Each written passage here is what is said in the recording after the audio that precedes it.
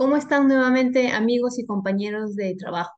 En este segundo video vamos a ver el caso de un contribuyente del nuevo RUS, cómo se ve afectado por efectuar la venta de inmuebles en un ejercicio. Empecemos. El señor Wilmer Cárdenas, identificado con RUC 1018, termina en 1, tiene su bodega y paga cada mes su cuota del nuevo RUS. En los meses de junio, julio y agosto del año 2022, realizó la venta de acciones y derechos de un terreno de 1.200 metros a sus 4 primos. En notaría le indican que debe pagar impuesto a la renta.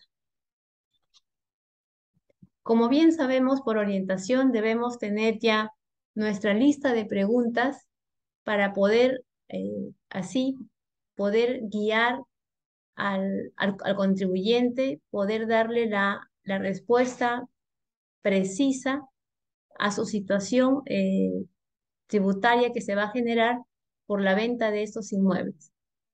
Y las preguntas son: ¿qué está vendiendo? ¿Una casa, un departamento, un stand, una cochera? ¿Cuándo y cómo lo alquiló? El cuándo es para saber si se encuentra dentro del campo de aplicación de la norma, y el cómo es para saber si fue por compra, por donación, por herencia, porque en base a esas respuestas se le va a ir requiriendo cierta información. Si domicilia en el Perú, para saber el tratamiento que le vamos a dar, si va a ser como un sujeto domiciliado o como un sujeto no domiciliado.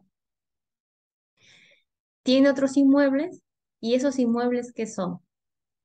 Además, debe tener la documentación sustentatoria, en este caso la minuta de venta para sustentar el ingreso por la venta del inmueble, y en el caso de el costo de los inmuebles, la escritura de compra-venta, de donación, de herencia o el autovalúo de corresponder. El señor Wilmer consulta si pagará impuesto a la renta por la venta de las acciones y derechos del terreno, pues es la primera vez que vende un inmueble. Ya con eso nos están manifestando que anteriormente no ha hecho ninguna venta, por lo tanto todavía no es habitual en este tipo de transacción. Señor Wilmer, ¿cuándo y cómo adquirió el terreno? En el año 2017, por compra, pagué 67.500 con cheque de gerencia del 12 de mayo del 2017, según la escritura de compra. ¿Domicilia usted en el Perú? Sí. ¿Tiene otros inmuebles en el Perú? Sí, 2 casas más un departamento con cochera y cuarto de depósito, todos ubicados en Trujillo. Incluido el terreno, en total el señor Wilmer tiene 6 propiedades en el país.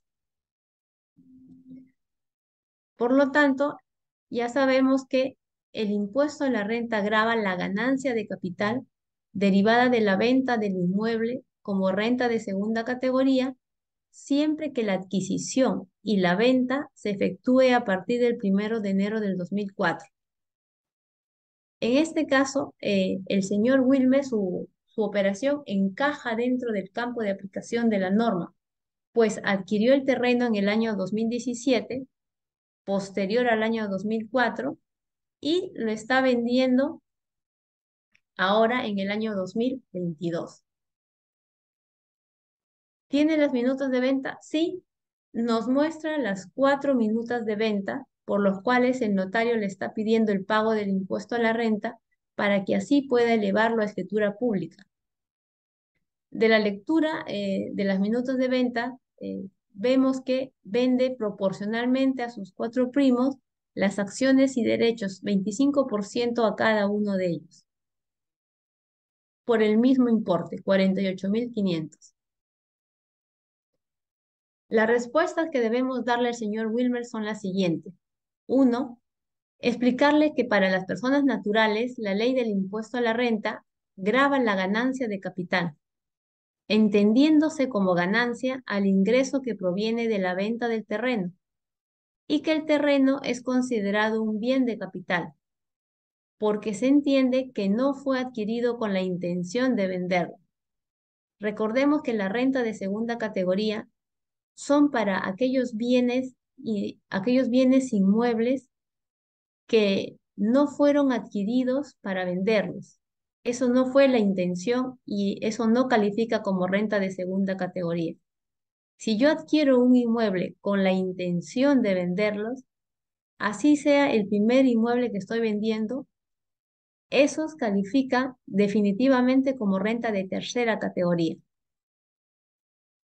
Regresando al caso del señor Wilmer, le tenemos que explicar que lo manifestado de lo que es la ganancia de capital, que es renta de segunda categoría, se encuentra establecido en el inciso B del artículo 1, así como en el artículo 2 y por último en el inciso J del artículo 24, todos ellos de la ley del impuesto a la renta. Adicionalmente, explicarle que el artículo 4 de la ley del impuesto a la renta dispone que se presumirá que existe habitualidad en la enajenación de inmuebles efectuada por una persona natural que optó por tributar como tal a partir de la tercera enajenación inclusive, que se produzca en un ejercicio gravable. La habitualidad solo se va a configurar en el ejercicio anual en que realice más de 2 enajenaciones de inmuebles, es decir, a partir de la tercera enajenación. Por lo tanto, esas 2 ventas posteriores calificarían como renta de tercera categoría, determinado en el inciso D del artículo 28 de la ley del impuesto a la renta. Como está vendiendo cuatro inmuebles, porque las acciones y derechos también son considerados inmuebles de acuerdo al Código Civil.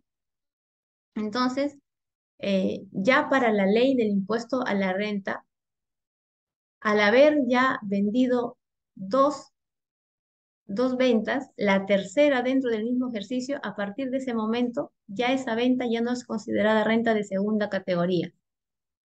Esto es una presunción que está establecida en la ley por el legislador para poder calificar una renta de segunda categoría como una renta, como una renta de actividad empresarial.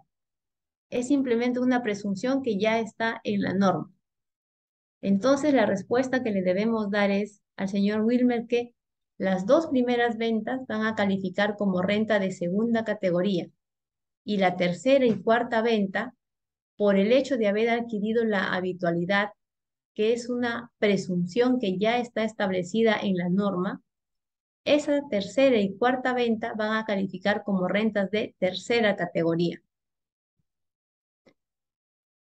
El cuadro de distribución queda de la siguiente manera. Las 2 primeras ventas, las 2 primeras minutas, todas tienen el mismo importe, así que no hay ningún inconveniente. Las 2 primeras califican como renta de segunda categoría y van a tributar por el principio de lo percibido. En el momento, por el monto que me paguen, por ese monto yo voy a tributar. La tercera categoría sería la minuta 3 con la minuta 4 y estas tributan por lo devengado.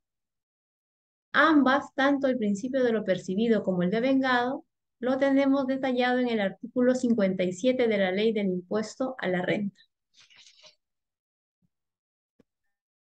Resultado del análisis producto de las ventas que realiza el señor Wilmer, indicarle también que debe agregar en su ficha RUC el tributo de renta de segunda categoría, código 3021 y periodo junio 2022. Determinar, pagar y declarar dicho impuesto a la renta, renta de segunda categoría. Además, por la habitualidad que adquirió, debe presentar el formulario 2127 para cambiar su régimen tributario de RUS a régimen MIPE con código 3121 desde agosto del 2022 hacia adelante, con lo cual todos sus ingresos por renta de tercera, que está incluido sus ingresos de la bodeguita, tributarán como MIPE desde agosto del año 2022.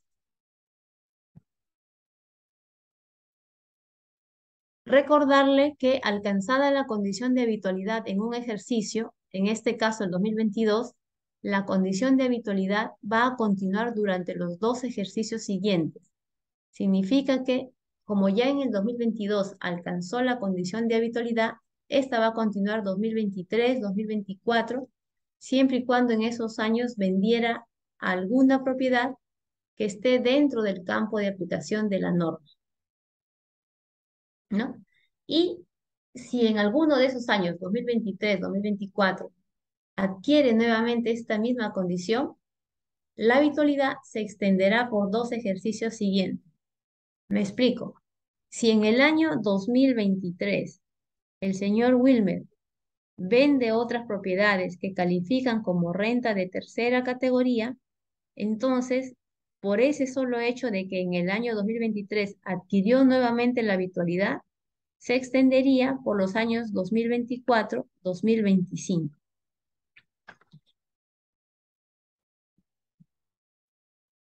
Este es el esquema de determinación del impuesto a la renta que nosotros ya lo tenemos bien presente.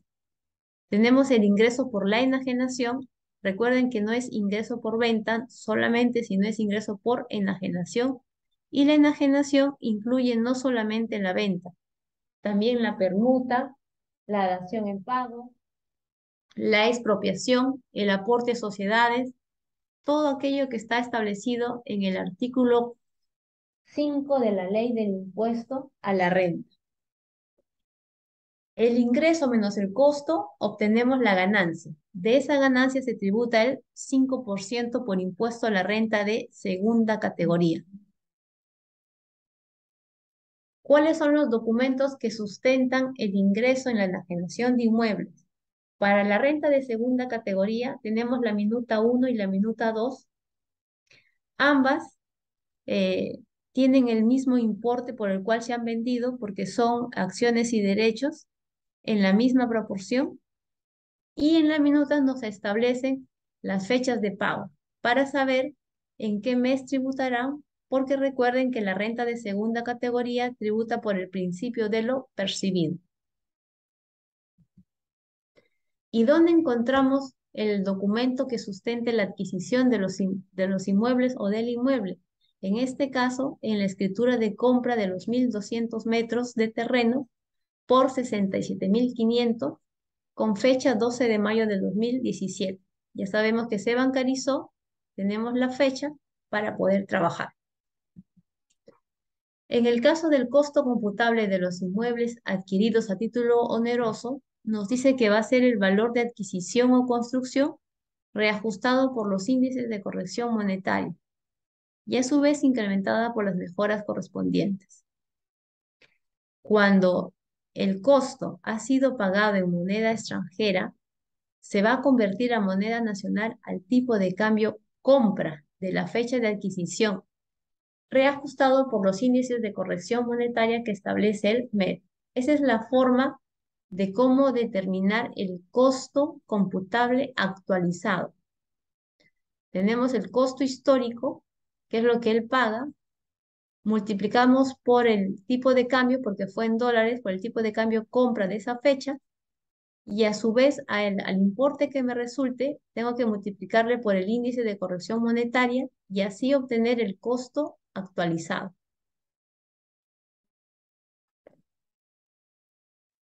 Sabemos también que para que pueda ser reconocido un costo o gasto para efectos tributarios, tiene que haber sido bancarizado, es decir, utilizar los medios de pago que están aceptados por el sistema bancario y financiero. Puede ser que el contribuyente tenga un costo y él manifieste que tiene ese costo, que sería el costo real, pero si no bancarizó, no sería un costo tributario. Acá tenemos de dónde obtenemos el índice de corrección monetaria de la página del Ministerio de Economía y Finanzas. Para el caso que el señor compró el terreno en mayo del 2017, vemos que el factor de ajuste será 1.28. ¿Cómo determinamos el costo computable de las acciones y derechos de este inmueble? Como el inmueble se va a vender a los 4 y son en la misma proporción, entonces la compra que fue por 67.500 tenemos que distribuirla entre cuatro ventas, porque son los mismos porcentajes de acciones y derechos. Entonces, al costo de 67.500, de ese costo total solamente vamos a obtener el 25% de ese costo, que sería los 16.875 para el inmueble número 1. Y lo multiplicamos por el tipo de cambio compra del día 12 de mayo del 2017 y me da el costo histórico en soles, que son los 55.299. A ese costo histórico tenemos que incluirle el índice de corrección monetaria para así tener el costo actualizado. Ahora,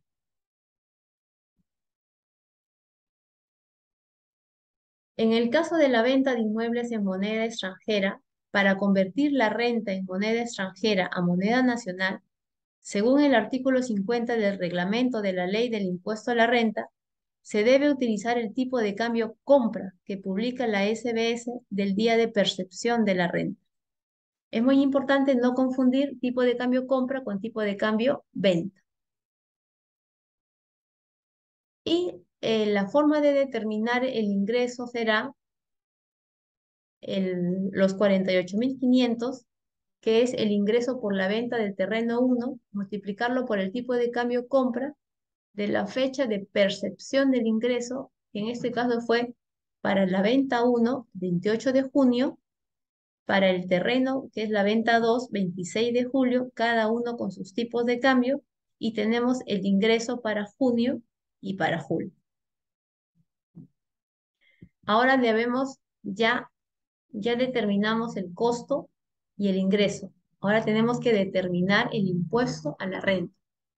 Como el contribuyente se está presentando en junio y la operación fue hecha en junio, van a ocurrir dos cosas. Al impuesto determinado tenemos que actualizarlo con los intereses moratorios y va a tener que pagar su multa por presentación fuera de plazo.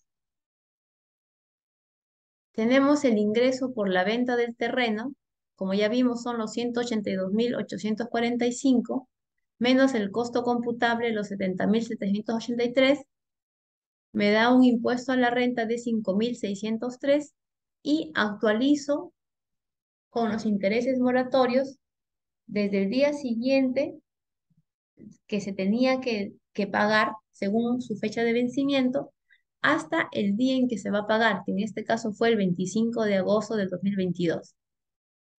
Y me da un impuesto a la renta actualizado de 5.667.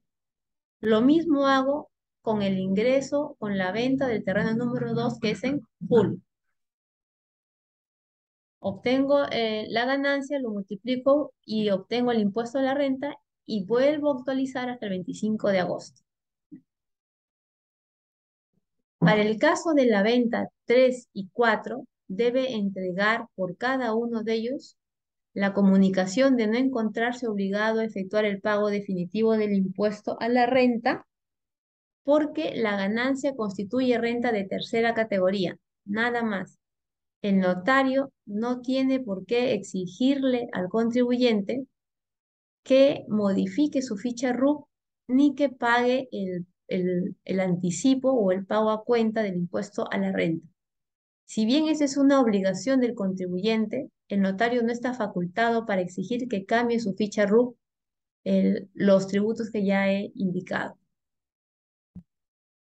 ¿Y cuáles son las obligaciones para la renta de segunda categoría?